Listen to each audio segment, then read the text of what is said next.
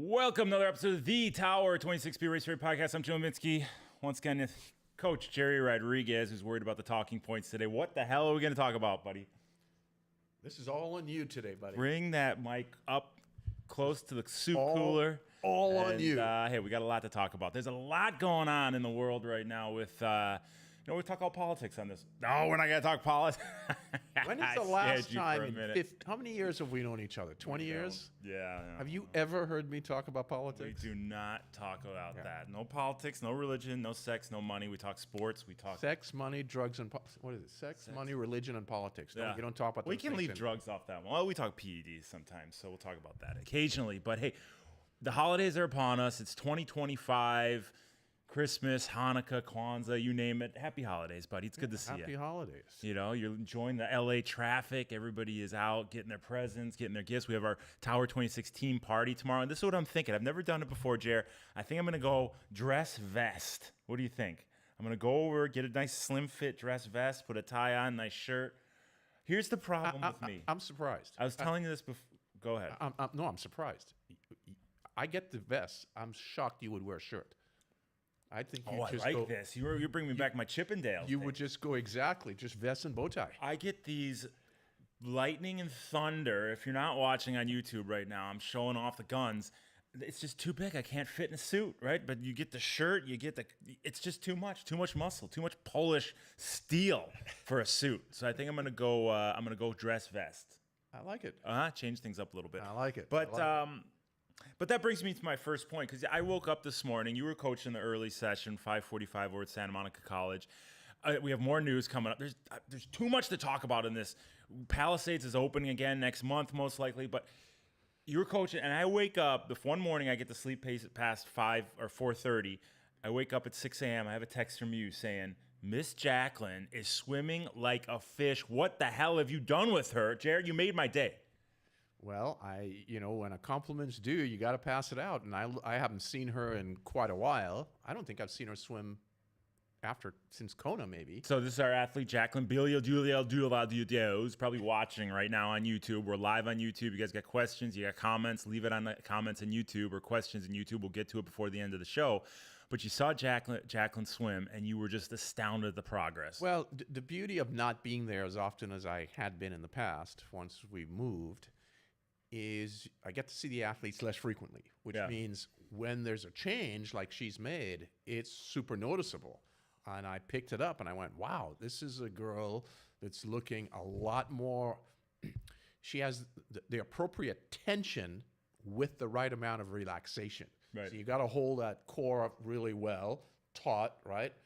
But also, you got to, as that arm comes around in the recovery, it needs a certain amount of relaxation to it. There's a yin and yang thing going on, right? Right. As you like to say. And she had it down this morning, and I was so noticeable, and I thought, wow, Jim has really done an extraordinary job here with this. And I see her doing a million different, like you have her opening car doors with her elbow up, all sorts of stuff. When you tell Miss J to buy into something, she buys in. Oh, she's in 100%.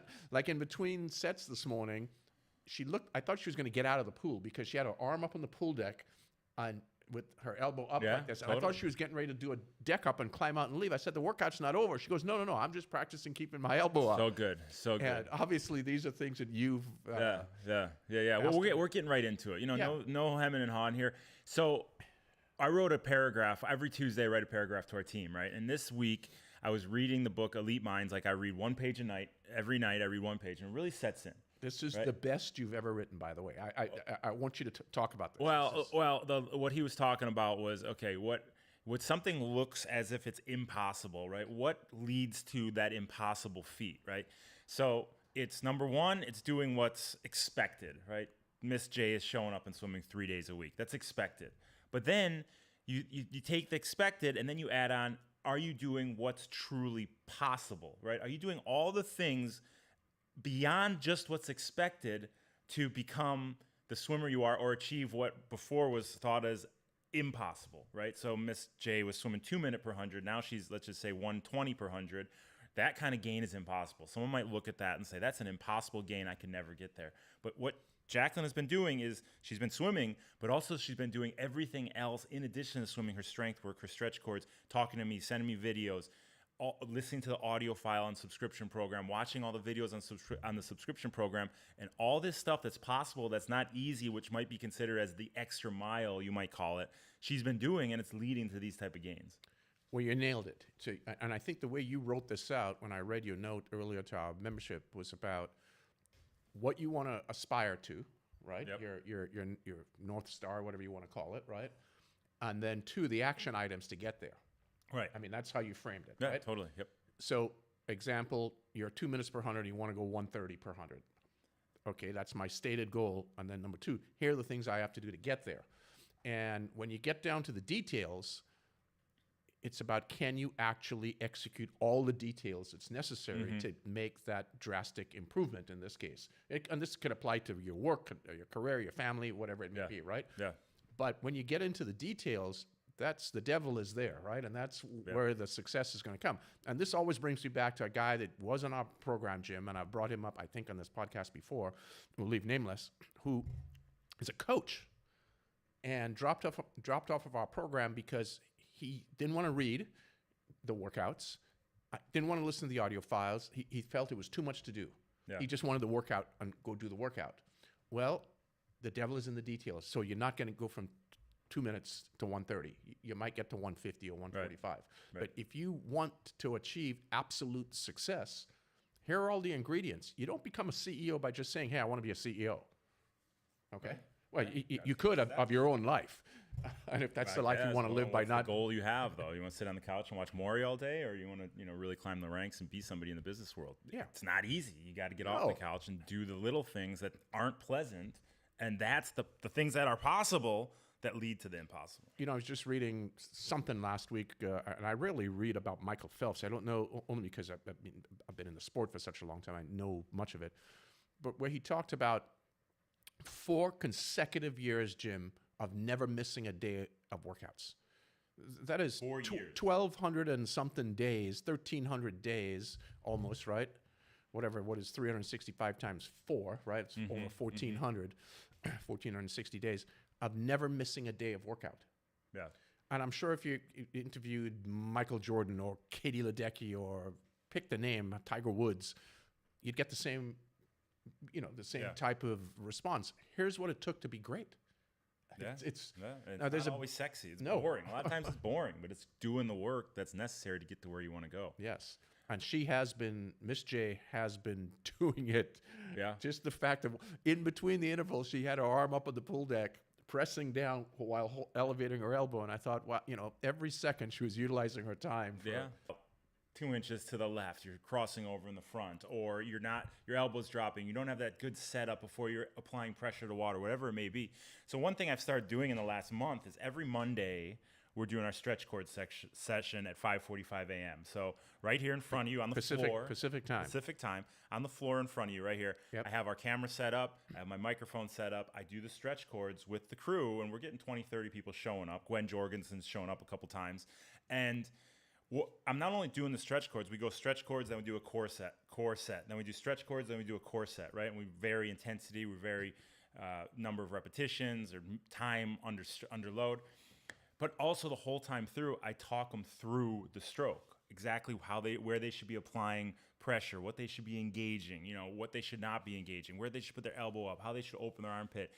So I'm talking them through just as we would like to do as they're in the pool, talk them through the stroke. I'm talking them through the stroke. And Jacqueline called me after the last one on Monday, and she just said, it is invaluable the way you're talking us through the stroke for 45 minutes every Monday morning. And then I go and I apply all that stuff to the session. It's just 45 minutes of work, of stress and muscular endurance and durability, but it's also 45 minutes of education as to how you should be engaging and disengaging different areas of the body. Well, remember, how do we learn? We learn by doing, obviously. You do the activity, but we learn by listening, by viewing, right? Yep. By reading, by teaching. Yep. You have to go through all these steps now some of us may learn more by being a reader. Some may learn more by viewing. Everybody learns by doing. You have to do it, right? That goes without saying. But out of the other components, it's fairly individual as to what you pick up more from. but you have to do them all. Yeah. All of them. Exactly. And I'm glad that you're doing that educational piece. It's critical. Yeah. Yeah, and that's, what we'll do? Maybe I'll put the link in the show notes. We can invite our listeners to come join us for one Monday. Absolutely. What do you think? I'll put the Sure. Zoom link in the show notes. Get your stretch cords out, and let's do it as a listening body. So it's interesting you brought this up because this is one of the rare episodes, if not the only one, that I have come not as well prepared. Yeah. Okay. But while driving here, I thought, I want to talk about strength training and the time of the season, introducing it. And here it is, you bring it up. It's the first thing you brought up. 2 men, 1 brain. I always say that. So, good segue into it and the need for, and we talked a little bit about this in our last podcast where we went through our 3 elements of tautness, alignment, and propulsion, right? And under the propulsion segment, as you know, to elaborate on it just a bit, there is nothing that we do in our day-to-day life, picking up your pen, high to your buddy, opening a car door, getting out of bed, opening a cupboard, closing a cupboard, anything in your daily activity that mirrors the swim stroke, right? Nothing. And when you get right down to it, there is no technical movement that mirrors the swim stroke. Yeah. So you can go do push-ups and pull-ups. Those are super helpful for swimming, but they're not specific enough, okay? You have to do the specificity that calls upon for the demands of the swim stroke, which is what occurs at the very beginning, the setup. And then after that, what do you have to do? And then at what accelerated rate? So going through step by step like you're doing in this, what's it called, Chords and Core? Chords and Core. Every Chords and Monday, Core session, 5:45 a.m. Pacific time. We're doing it as a team.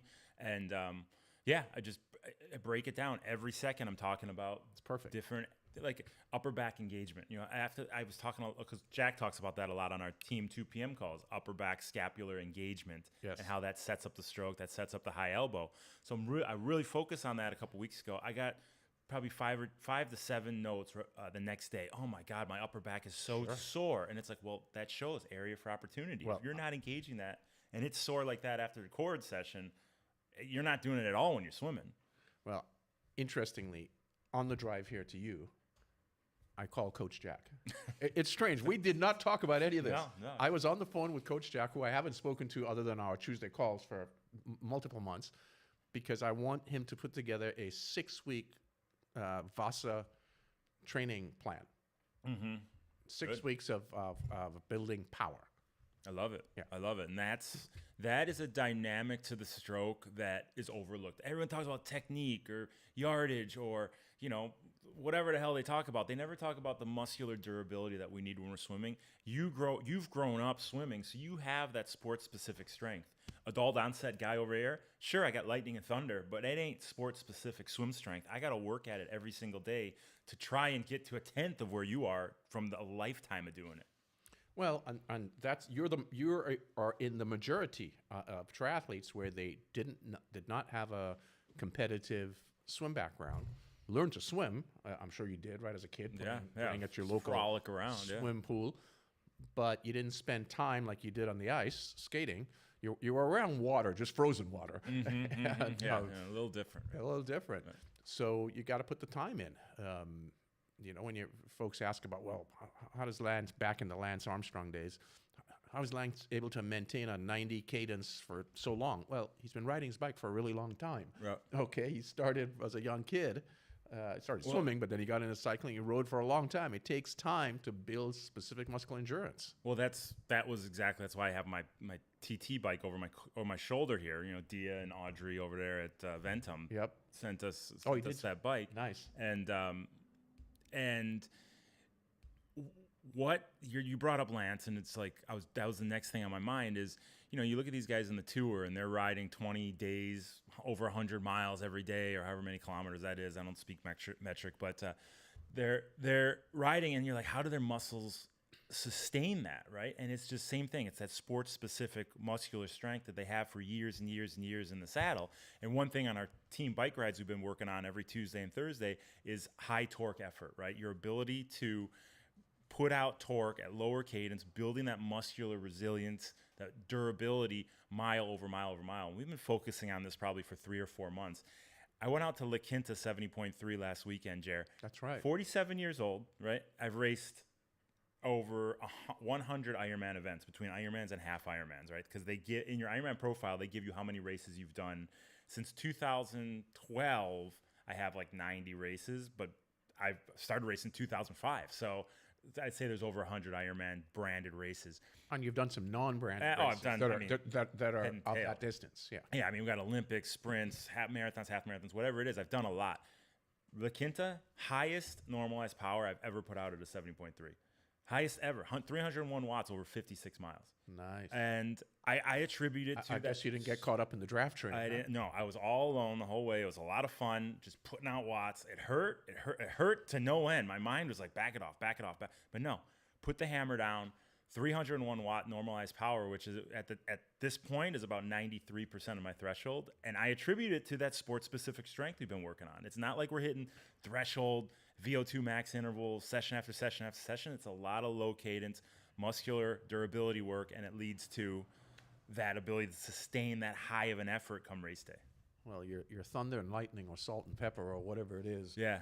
Like I engage those 2 canned hams. That's what I call them back here, the 2 canned hams. I can stand up and show you. I'm wearing a Speedo right now. Well, you show it to everybody. I always wear a Speedo on the show, by the way. You noticed, but people usually don't see that because we have the desk. The waist down, the desk is blocking. Don't you love those commentators on TV where you see them in the jacket and the tie, they're all and then sometimes every so often you get a little shot and you see that they're in a pair of shorts. Shorts. Yeah, hilarious.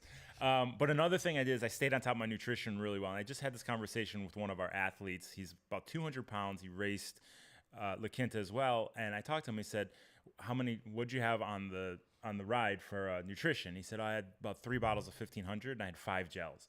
Right? And this is an athlete that's about 200 pounds, 5 gels. That's 150 grams of carbs and he took him 3 hours to do the ride. 3 hours, 150 grams of carbs for 3 hours for a dude that's 200 pounds. Because I saw him afterwards and he was about to faint. After the race, he was about to faint. His pace on the run, it just tapered down to a walk in the back half. And I asked him, I said, we got to debrief and talk about your nutrition on the bike. Because that nutrition on the bike directly led to the way he felt on the run and then the way he felt after the race where I thought he was going to faint. It's not enough carbohydrates, right? So what I wanted to do... So wait a minute. So he took 150 grams... For the entire ride. Oh, the entire ride, not per hour. No, it took him 3 hours, so it's about 50 grams an hour for a 200-pound guy. Yep. Definitely not enough. He was good on his electrolytes during the ride. If he did what he's told me he did, he was spot on where he should be about 1,500 milligrams of electrolytes an hour. What Precision Hydration has done, because I've told you this in the past, I told them to do this. They took all the gels and they put it in one bag, right? So that's 300 grams of carbohydrates in their Flow gel. Nice. So what I do is, can I show you? I brought a prop. That's why I have the bike right here, right? I want to hear about it. So what I do, and if I take that, you can see this right here. Oh, yeah. And I fill, on my down tube, I take my down tube bottle. Yep. And I fill it with this. I put one of these in here, and I know if I sip on this every 15 minutes, I finish this by the end of the ride. And you're holding up this. I'm holding up. Well, I know that you're the holding Flow up gel, the Flow gel, but this container that's an Aero water bottle that goes on my down tube. So I fill up the Aero water on my. Sorry, I'm looking at the camera. No, that's all audio good. Version at home. It's all good. Bad podcast host here. So I have my Aero bottle, and I fill my Aero bottle up with this entire bag. The entire bag fits in there, plus a little bit of water on top to help dilute it even more so. Yep.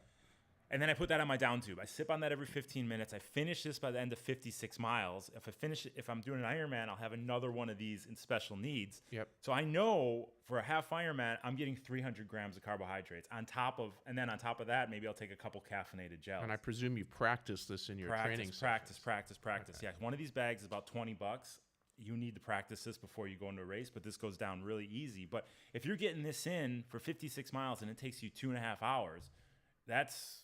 What is that? I don't even know. Over 100 grams of carbohydrates an hour. Right? So you know you're getting in what you need for that run. If you're just kind of shooting in the dark and saying, I think I'll take a gel here, I think I take a gel there, this whittles it down, says you get this in, you have what you need for the run, and you go thrive, and you're going to feel good post-race. These guys have really, they've sort of catapulted themselves to the top of the endurance field. With yeah, I mean, nutritional they thought needs everything through. They thought it all through. They're not just a company trying to make money. They're trying to make athletes successful, and athletes are seeing that, right? I attribute my success that I've had in the last couple of years to the nutrition that they formulate and how it gets into the system.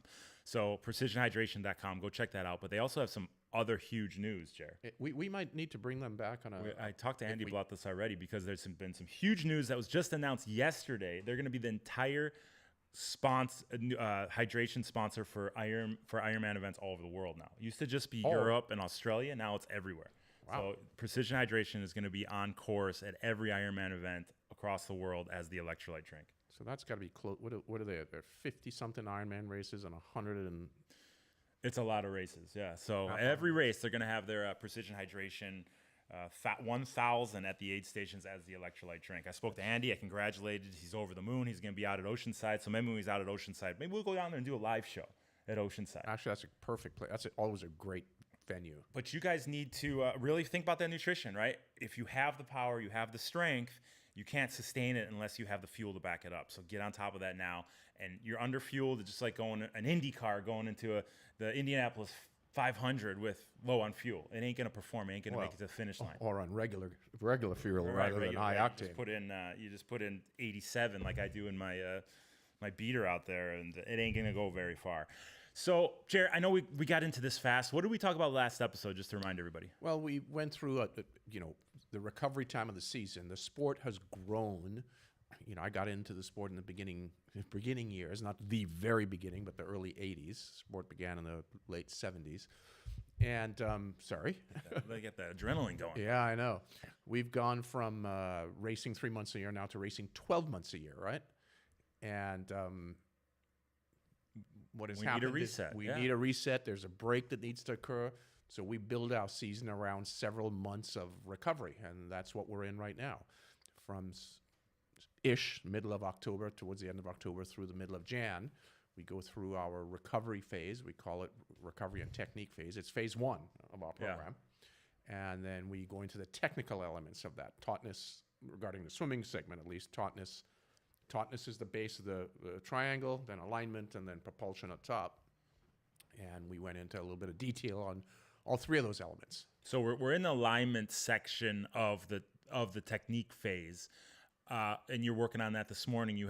What are and I know we've spoke about this in past episodes, but just as a refresher for maybe some new listeners or people who haven't tuned in a while, what are some focus points that you guys hit on this morning in the alignment workout? And that might be the workout of the day, but if you can just talk about that quickly, maybe give a video example for everybody watching on YouTube. What are some of those drills or sets that you put into this phase of training to really focus on that alignment? Well, alignment's where the majority of the errors occur from this coach's perspective, how we set up our technical segments, right? Tautness, alignment, propulsion. That middle block alignment is where I would say 75-80% of the errors occur for triathletes. And those are under 3 categories. Excessive head movement. And we talk about that in terms of no lifting, no tilting, no tucking. No lifting, tilting, or tucking the head. Tilting the head off the spine line is the worst of the 3. Just a straight neutral spine. Exactly. Don't feel any stress in the back of the neck. Just the head should just be kind of comfortable. Yeah, I mean, you put your snorkel on and your head is just static. So we use a center mount snorkel, exactly. Right? We're not out there looking for fish where that goes off to the side. It goes right down the center. Right. Good one. And then there's, rotation, which in the sport, Jim, rotation, there was a gentleman who captivated the sport of triathlon with a methodology of swimming that talked about rotation, and it was done in an excessive sense. And what we found were a lot of athletes rotating too much. And now there are the elite level athletes who do rotate a fair amount, but they've earned the right to do that. Rotation is one of those things where you have to earn the right to have greater rotation.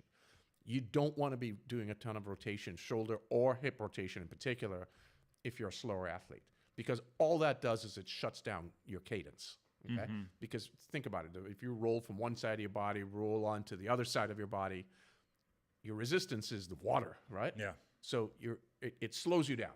At the end of the day, your cadence rates drop. And cadence is one of the elements for performance, right? Yep. Keeping cadence rates up. So we don't want to have excessive rotation. And we don't have the control as like I said, adult onset swimmers. Maybe you can get away with it because you have that body, the feel, the proprioception in the water. We don't have that proprioception in the water. If we rotate too much, we feel like we're gonna fall off the other side. That's when the leg kicks out and we get that big leg splay, that misalignment. That's over rotation. If anything, under rotate. And if you think under rotate, you're actually probably rotating just enough. That's about right. And this whole thing about a ton of hip turning and so on, it's not necessary to do it to the extent that many do it, or to the extent at a minimum that it was spoken about. Yep. So that's the second element that we work on. And then finally, we go through what you actually do with your hands. Where do they travel from the moment they enter to the moment they exit? What is the geography? What's the territory that your hands can travel in and not violate the rules of performance, okay? Of optimizing performance. So today, since your specific question was, what do we do today? We simply, all we're doing is building on what we learned in the last few weeks, which is on tautness. We layer on top now, because tautness was about headbutt and heels at the surface, right? And keeping that good, proud posture. Now we did a fair amount of kicking flat, and then a bunch of kicking in vertical position. So we did some kicking this morning, Jim, on your sides. Fins on, snorkel on, so head stays static, and there are two things to think about. One, you have one arm extended out front, the other hand's resting on your hip, and you're turned up at 45 degrees. Mm-hmm. Now, there are two things that happen to most people. They sit on their stomach with their arm out, so they're flat, okay? So that's one person, one type. They just put one arm up front and their torso is static, or it's flat. Right, it's like they're kicking on their stomach, just an arm out. It's like they're kicking on their stomach with an arm out, right.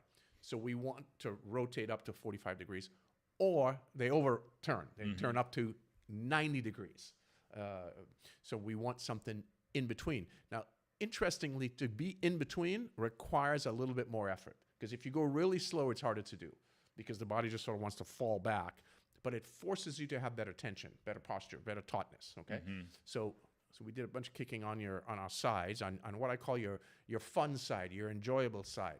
So you are a right-sided breather, am I correct? You're correct, you know it. So as a right-sided breather, your fun side, your enjoyable side is your left side, because you turn onto your left side to have your head turn right to capture a breath, right? Yep. You get onto your left side. Yep. So you're very familiar rolling your left side downward, your left shoulder downward, your left hip downward, or rolling your right shoulder upward at that 45 degrees. You're very comfortable and very familiar with that. So we started off with kicking on your side, on your comfort side, because it's easy to do, okay? Want some success. And all with a snorkel on, by the way. So there's no head position. And you got to have your jaw resting against the inside of your shoulder. So let's talk about that quickly. With the snorkel, you use the snorkel to help you focus on these details that Gerry is communicating to you guys right now. I'm a certified strength coach, right? So when we're going through a progression of, let's get this athlete to be able to do 1 foot squats, right? You don't just go, okay, let's go on 1 foot and start squatting. First you go, okay, here, let's do a ball squat against the wall. And then we say, let's do a ball squat. Let's do a squat, no weight, body weight squat. And then let's add a little dumbbells. And then we add a squat or a barbell. And then we say, okay, now we're going to do a one-legged squat, but we're only going to go halfway down. And so we got to take a progression, and we always advance the difficulty as you adapt to the progression. You don't just all of a sudden go, okay, let's go one arm in front, kick on your side, no snorkel, no fins, and good luck, right? We got to slowly teach you the way to do it by progressing the difficulty as we get into the session. We don't just say, go do it, right? This is why you need to be wearing a snorkel. This is why you need to be wearing fins. It's not a crutch. It's so you can focus on the focus points and slowly increase the difficulty. And when you get to that point where you have no snorkel, no fins, and you're doing perfect, it's because you built it up correctly. You didn't just all of a sudden go there. So don't be afraid to use these things. Well, we want to encourage. Sorry, I cut you off. No, but it's critically important, actually, what you said, because while you were saying it, I had several visuals were coming into my mind. Yeah. Observing inexperienced coaches, or whom I consider to be inexperienced, coaching triathletes that are in sort of the beginning phases. They're maybe in their first or second year triathlon, and they don't have good swimming, high swimming skill set, and they're having them do these drills, right? And these drills are advanced drills. Yeah. Kicking on your side is an advanced drill, but they have them do it without fins and no snorkel. So you started, to your point with the single leg squat, you just say, go do a single leg squat. Yeah, good luck. Well, how do you think that person, I mean, these poor folks I've watched, they were drowning. I mean, they were literally coughing, and it is impossible to do. Yeah. So we've got to take him through a series of about a half a dozen steps. So we start with fins and we start with a snorkel. And with the snorkel, you got to have your jaw resting against your shoulder without, tilting your head you to don't do it. tilt to your shoulder. You reach from the scapula and get the arm out, right? Exactly. So we start single step process by process by process. So this morning was all about snorkel, fins, do it on your comfort side, build some success, build familiarity with, you can do it. We know they can generally do it on their comfort side.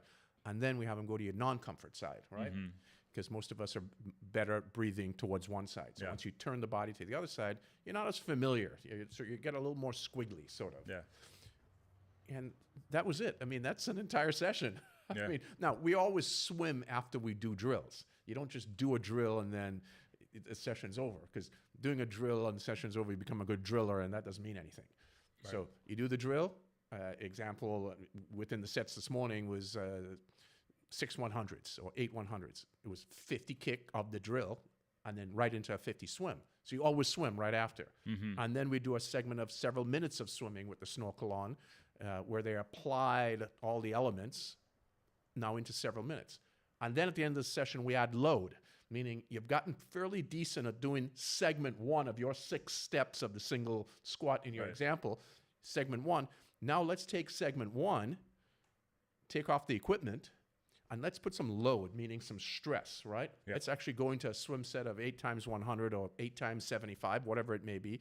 Put some effort onto it, okay? Yep. And we can create stress by higher effort or reduce rest or, a number of drivers that we can put in, right, to create some stress. Yep. And let's see, using your word, if the durability holds up in segment 1. But what's nice of the way you set it up in these workouts is you build that focus, right? Okay, so we're working on our rotation, our head position, right? And because you've built that focus over the first 50 minutes of the workout, then we get into the load section. Your mind is on that. It's not like you're just saying, okay, jump in, do 10 100s and focus on your rotation. You've been focused on the freaking rotation for the first 50 minutes of the workout. It's ingrained in there. So now when you take everything off, you're on that. That's your focus point. Okay, I'm focused on the rotation. And you're that much more dialed into the specifics of the rotation, of the head position, because you set it up with that thought process. Right, and to your point, you have to be present while doing this. Let's take your buddy Brian Mione. Yeah, Mione. Was there this morning, and I could tell he probably had a long night with the kids. Yeah, he had some fun. That guy can have some fun. With the kids or with his buddies? That guy has a well, fun, I don't know which buddies, one, but he wasn't fully present this morning for a period of time. Yeah, and I had to get him settled in. Get Mione present is a feat in itself, buddy. So good work. Good on you. No wonder you beat. Well, he was, it's easy to kind of let the reins out too fast, and I had to manage his efforts and build into what we were doing. But we have a very specific way of doing things at specific efforts, right? And a progression of how we build a drill. And you want to follow the sequence. Yeah. So yeah, and that's the thing. Like, you can't just jump right into it both feet. You got to dip the toe and slowly ease into that cold water. Yeah. Right. But that, let's get right into the workout of the episode, coaching.tower26.com, because is this kind of what you're going to touch on in this one? Or are you going to touch on? And I think this workout is challenging in the sense of it's helpful to have oversight in the workout. Here it is. Okay? I got it on screen right now. Got it on screen. Okay. Yeah. So as I'll go through the workout, you'll notice at the top of the workout in the top far left corner, and I'll blow it up just a bit. You see remember coaching.tower26.com. Is this the workout you did this morning? Yeah, and you see that arrow, that blue arrow on the top left, Jay? Yeah, so you got a blue arrow on the upper left of the screen. And that's just an audio file that goes with the workout. So you want to listen to the audio file. It's about 5 minutes long. This particular one I think was 6 minutes, 6:17.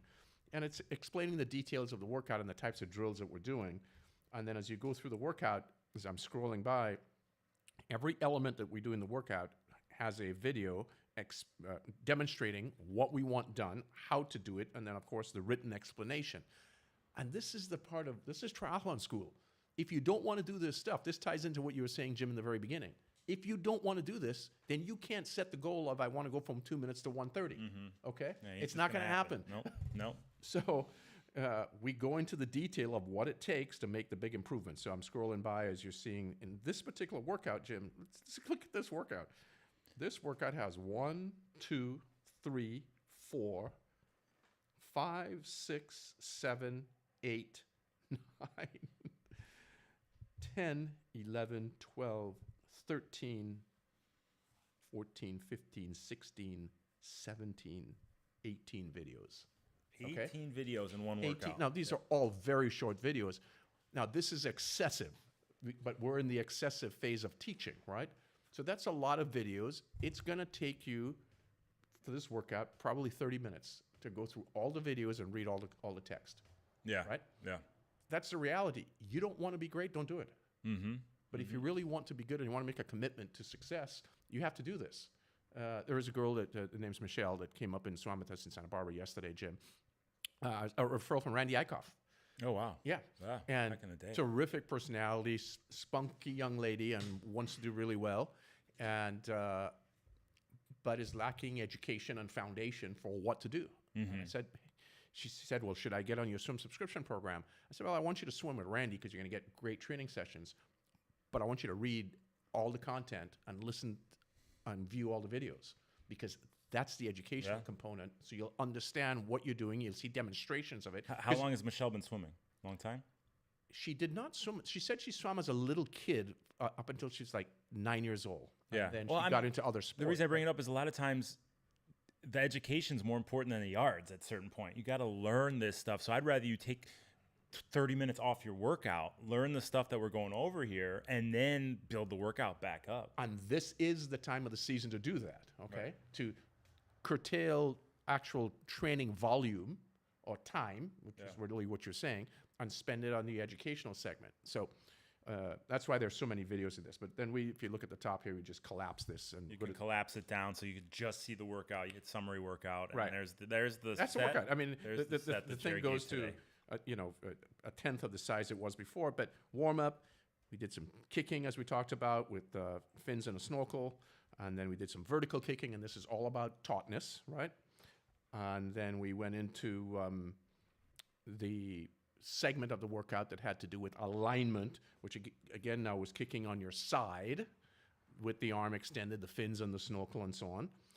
And, we did a 200 of that, followed by a handful of 50s, followed by another easy 200. And we did a couple of rounds of this. And each segment has something specifically to think about. Yeah. And then we went into a main set where we then put together all these ingredients in the main swim set. So now you're actually swimming, and you have to focus on the components of what we're just doing. And we ended up swimming at 85% effort at the end. So we put a little bit of stress on. Now, the distances are short. So remember, when you're learning something new, if you're going to do a longer distance or longer duration of time, you should do it easy, okay? Because you don't want to have, remember, duration is also load. And if you have intensity, you're adding another load factor, okay? Meaning another stress factor. So when we learn something new, you want to start off generally with one stress factor. So in this case, if you're doing something that's 3, 4, 5, 6, 7 minutes long, that is a stress, so don't add on intensity yet. So although we add intensity, the distance was short, 50s. So if you're going to reset each one, reset your mindset, take a break, take a beat, and re-engage. So you don't want a higher distance with intensity yet when you're learning something new. We want to go step by step. So learn to swim slow, learn to swim correct, and then we can build it up from there. What's that there where it says comments? What's that all about? Oh, that's where athletes... That's a leading question. Well done. That's where athletes then, once you do the session, you put in whatever you want to put into your coach, and your coach then responds to it. And it's in a public forum because I want everyone to see and read others' comments, because a question that you have is a question that's valuable to most people. It's a question maybe they haven't thought about, but they go, oh, you know what? I do experience that. And then a coach responds and then our coaches respond to it. One of our experienced Tower 26 coaches respond to that, and you can have an interaction with that coach. So it's just like Training Peaks, right? So Training Peaks, the athlete leaves a comment, coach reads the workout, gives the comment back, and you have that interaction, that personal touch. So go to coaching.tower26.com. A lot of good stuff there, Jer. And you say, oh, this could be overwhelming. It's too much. But the way we do it, you get at 4 times a week. It's just reinforcing. So the first few times might be, oh, I got to watch all the videos. And then, it just becomes second nature going in, watching the videos, listening to the audio, and you can start to really flow through it. And that's where things really start to absorb. Because what do you always say? It takes how many times for something really to set in? For many folks, it takes about 10 times over 3 weeks. Right. Now, I want to define when you talk about 4 sessions, because someone might take, my Lord, I got to look at 16 videos and spend 30 minutes 4 times a week. No.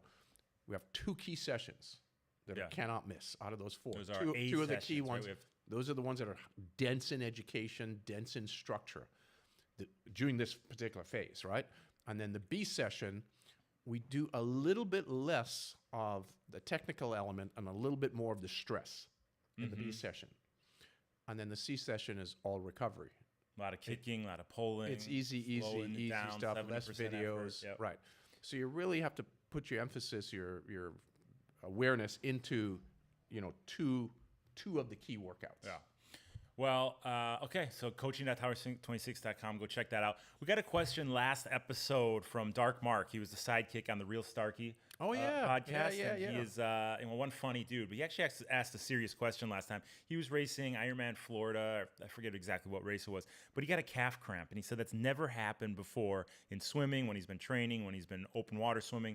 He got a calf cramp in that race. In the swim. And I'm just kind of springing this on you. Initial impression, why would someone get a calf cramp while they're out there racing, training, whatever it might be? Why in swimming do you see some more calf cramps happen than anything else? Well, typically, and I don't know anything about Dark Mark's swim, Dark Mark. You call him Dark Mark. Mark, but we can call him Dark Mark. About Mark's swim ability, or how much foundation he has, or how much preparation into the race. It's sort of in a vacuum here trying to answer a question. But so swimming, generally, you end up with resistance against your foot, right? Because you're kicking, and your ligaments get stretched out a bit, right? Which is a good thing, because many people are too tight. But then it puts your leg in that pointed position. Your toes end up being more pointed than possible, which then also makes the calf ball just a bit more. And if you haven't been practicing much, the odds of getting a calf cramp actually increase, right? But again, without more foundation, if this has never happened, we got to peel the onion further as to why did this happen in this particular race. Yeah, well, you see it a lot in the pool, and I don't know why it happened to him, because he does train and is ready for these races. So who knows? Maybe the wetsuit, maybe it was the salt water causing some type of imbalances. But you see it a lot in the pool, especially with newer swimmers, for exactly that reason, right? Every time they push off, it's like you're doing a calf raise, right? And if you're doing calf raise after calf raise after calf raise, and your muscles aren't adapted to that type of stress, the calf is this big. It's a tiny muscle. And unless you're me. You got bowling ball calves. You got to get special socks made for you. But most people have tiny calf muscles. If you're just doing calf raise after calf raise after calf raise, and when you're in the water, you're actually sweating a ton. You don't realize how much liquid you're losing. So you get a calf for 2 reasons, right? An electrolyte imbalance or muscular imbalance. It's both coming into play there for newer swimmers getting calf cramps. So stay on top of your electrolytes, stay on top of your hydration, and then also, if it's something that's happened to you, maybe you got to do some extra calf raises out of the pool until your body adapts to that type of stress. Yeah, it would be interesting to talk to him and sort of peel away as to, if this has never happened before, what did he do differently, if anything? Because this would be a good one to solve, because I would think this happens to others. Oh, it happens, for sure. Yeah, so he listens to these shows. So Mark, write in, either email me or write it on YouTube, and we'll get into that. Maybe. What was the name of his show? It was the Real Starkey podcast. That's right. Ben Hobbs was the host of that, and Dark Mark was the sidekick. Had some personality in triathlon. Right now, we're the personality in triathlon, Jerry. Everything else is pretty. We're the last standing. Pretty even keel now, if there is anything else. Remember when we started off? There was just a 3 or 4 or 5 of us. Yeah. And then it got up to like 500. It felt like, and now it's sliding back down. Coming back down, 3 or 4 or 5. But we just keep going. persevere like an Iron Man. We That's just right. fight through the adversity. I also want to thank Mac Brown, buddy. Mac Brown, wearing the Roca hat here. Mac Brown stepped up big time for some of our athletes this weekend, La Quinta. One of our athletes, Sandy Haller, his wetsuit ripped. Sandy had his house burned down in the Palisades last Jan, almost a year ago now. And his wetsuit ripped. And I said, Mac, you got any wetsuits on you? He said, got him. Don't worry about it. I'm take care of it. Next day, Sandy had a wetsuit. He raced successfully, had a great day out there. Oh, so, that's because of Mac, we had Sandy out there have some success. So, Mac, thank you very much for that. And he's a good friend of the show. So, we've had really wonderful relationships with many, many people over the years. And to your point, I coached Mac. Oh, yeah, he swam with us in the dungeon. Many years ago. Yeah, he was in the dungeon with us. He came up and trained with us. He would come up from San Diego, and he'd drive all the way up and do some sessions with us. And it's so coincidental. We did not talk about this. Mac Brown sent me a note last week, out of the blue, that he would love to, because we're now living in the same town. We moved to Park City, and he's in town there. Yeah, so he lives up there too. Wanted to get together with him kids and up there, Kurt. and what a good dude. So thanks to Mac. Anything else from you, Gerry? We covered a lot, and like I said, we got a lot to cover. You wanted to be short and sweet. We're already 45 minutes in. So. Well, again, it's time to be thankful for. It's been a difficult year at Tower 26 for many members, and this is the time of the season to sort of reflect upon that and be appreciative of everything that we have now. That a lot of the not so good stuff's behind us to some extent, right? Yep. And we go into a season of joy and restart the new year. That is true, and we appreciate you guys for keeping and tuning in and showing all the appreciation. Actually, I had Michael come up to me, and I didn't know who Michael was. He came up to me at La Quinta and he said, "Hey, Jim, I just want you to know that like all the stuff you guys do, it's appreciated. Like maybe when you're behind the camera and you're just talking in the YouTube, wherever it is, you don't see that there's people out there listening. But he said everything you guys talk about, everything you do, we absorb it and we appreciate all you guys are doing. So that was a really nice note and really nice that sweet. he came up Thank to you. me and he qualified for Worlds too. So congrats to him. All right. So Gerry, let's have some fun Saturday night. Let's let loose. Tomorrow night party. Let's let our hair down and make it happen. So go to coaching.tower26.com, subscribe, follow along the progression. It's not too early in the year. It's not too late in the year. Now is the time to join that. I'm going to put the link to the Chords and Core session. Anybody wants to join in, bring your stretch cords. If you just want an educational session, join that session on Monday, 5:45 a.m. Pacific time. I know you're sleeping already. You're asleep still. But everybody else will be up hitting the chord session. So if you don't have chords, you just want to see what we do, tune into that link. I'm going to put in the show notes. It's always a pleasure, buddy. Thank you for making the trip up here. I know the traffic wasn't good, but let's keep it going into 2026, Gerry. All right, buddy. All right. For Gerry Rodriguez, Jim Lubinsky, the Tower 26 Be Racer Podcast. Thanks, guys. Bye.